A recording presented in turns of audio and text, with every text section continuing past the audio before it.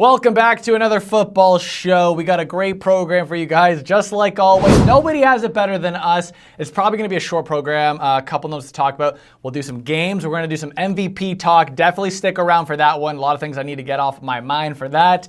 We're going to talk about some trade rumors we've been hearing as well as the deadline approaches. Also, if anyone needs a sportsbook, download the PointsBet app with college basketball just starting, NHL, NBA, football still on. There's plenty of profit boosts there. Go check it out. Some really good stuff. Let's get into the show. We're going to talk first things first. Panthers 16, Packers 13. This was probably one of my favorite games of the week. Hand up, I think Green Bay is a good team still. They're a solid team who just plays down to their level of competition. They're capable of beating the Lions and Steelers, just like we've seen before. I also think they have the skill set to compete with like the Chiefs, the Colts, and even Philadelphia. I just don't know why they play down to their competition so much. The offense is frustratingly slow. They haven't scored more than 13 points in a first half since week 2. I think there's a lot of blame to be assigned. Matt LaFleur is definitely one of them. The play calling, what are we doing? It just feels like Green Bay depends on Tucker Kraft so much, which isn't a bad option, but now he's down with injury. So what are we going to do moving forward? I do think they're going to find themselves in the playoffs. And if you're playing down to your opponents come the postseason, I don't necessarily think that's a bad spot to be in. But the truth lies somewhere in between bad coaching, maybe the talent isn't as good as we all thought, or just bad draft picks overall. Let's get something straight there. The Panthers are 5-4. So the question is, who actually is a good team in the NFL this season? Credit to the Panthers, though. The defense was great. Even the Packers' defense was good. I mean, if you hold the opponent to 16 points, you should be able to win that game. No?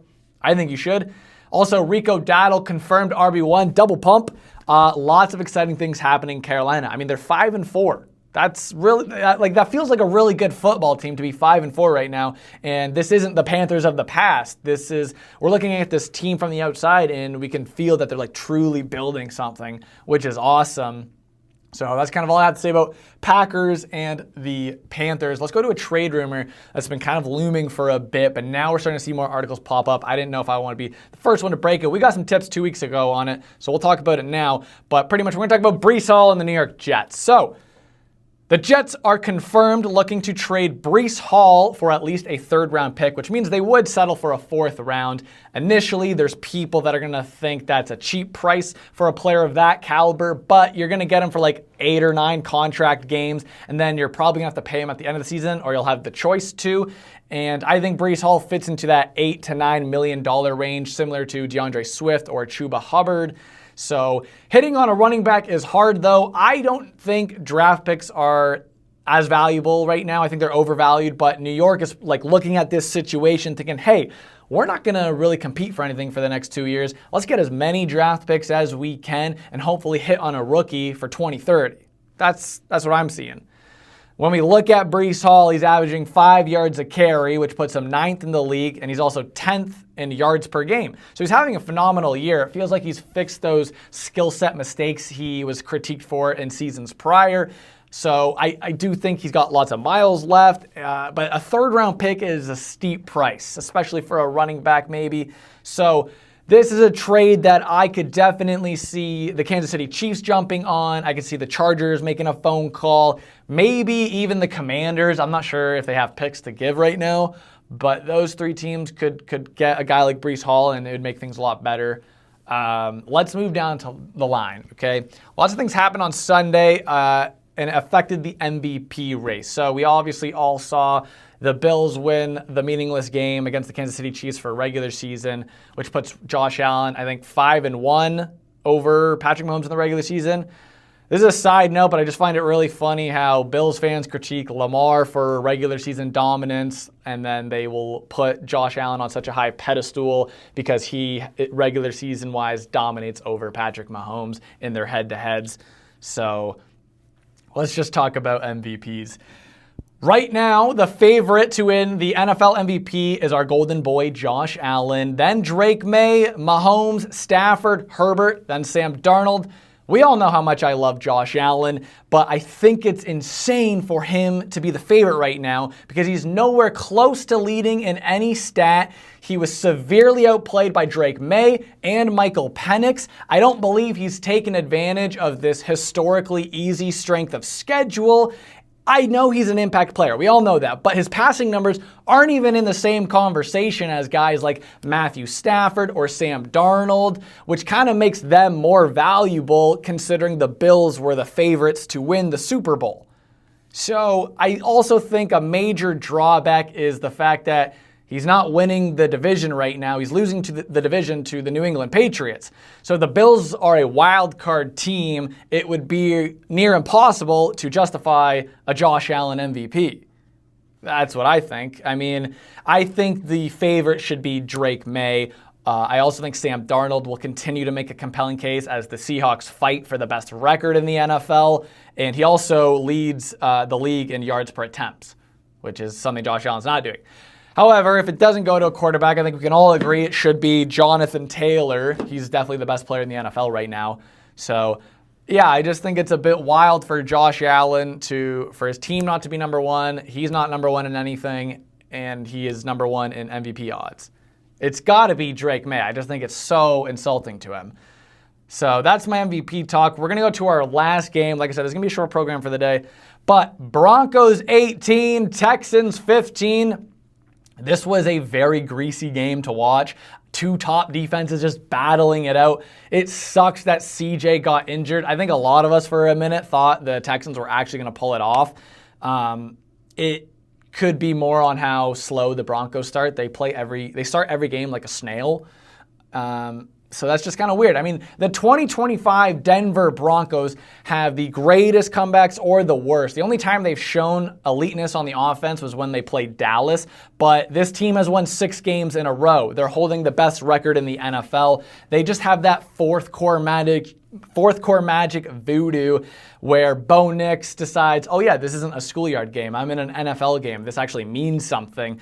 So I think it's really entertaining that he does that. I think he deserves a lot of credit for this win as well. A lot of people are talking about the defenses. Bo Nix deserves credit. He went on the road against the number 1 defense and threw for 2 tuds. Not a lot of people can say they've done that this season. I look at this Broncos team and I think if they can get into the dance, they should be and will be the most feared team in the postseason. They're one of the more battle-tested teams. A win is a win, and that's what these boys do. They win, okay? Sean Payton's got these boys tight, okay? This team is the definition of grit. They just need to figure out how to not have these great fourth quarter comebacks. A pro tip, I would say, is get an early lead. I'm not sure if Sean Payton has talked about that much in the locker room, but I think getting an early lead will definitely put them in a good position to win the game. And I'm bought in. I'm convinced this team's good, but the Broncos need to know once they do lose a game, which they might do, they're going to be peppered with fraud allegations everywhere. I'll defend it. The fraud allegations will not come by me. But yeah, the league is looking at this team. They're like, wow, 6 games in a row. They're biting through. They're barely able to win these games, some of them. And it seems like a lot of people are just kind of preying on their downfall. And on the other side of the ball for this game, the Texans. I mean, let's talk about them. Houston hasn't been the same, obviously, since CJ was a rookie. But they're a lot closer to being a complete team than I think people realize. Obviously, the defense is number 1. Everybody talks about the defense, how great the defense is. I think C.J. Stroud's a baller, man. I don't care what people say. I understand he's kind of struggling this year. He got hurt. They picked up that flag, too. He kind of got banged up last year. Wasn't the great sophomore season. C.J.'s a baller. I've seen enough of him to just be like, yes, just get the right pieces around him. The major issue is, as we all know, is the trenches, the O-line. Once you fix the O-line, your running game's going to be more elevated, and CJ is just going to have more time to throw. And you're going to blink Texans fans, and you're going to be back into the mix for the top of the rankings, I believe. So that's kind of the program for today. We'll go to our final remarks. Like I said, really short program. Next week's going to be way more full. Thank you guys for all listening. So final remarks. Tough Game 7 game for the Toronto Blue Jays. I keep reminding people this wasn't the result we wanted, but this was a hell of a season. I want to thank the Jays for making October such a fun month. It was a very devastating way to end the game. They did have so many chances to win. Bases loaded, 1 out in the 9th. But this was the best baseball season in Toronto in decades. So this is something that we're going to tell our kids about. Great season. I'm seeing a lot of like 98 Braves mixes for the team, which is really cool to see. College basketball is about to start. I think it officially starts today as we're recording. So I might as well share my team. I am a Kentucky Wildcats fan. I'm an SEC guy, right? For football, it's Go Dogs. For basketball, it's Go Cats. I'm looking forward to the season. I think we're going to be pretty good this year. I think we're deeper than people are giving us credit. We beat Purdue. That's something.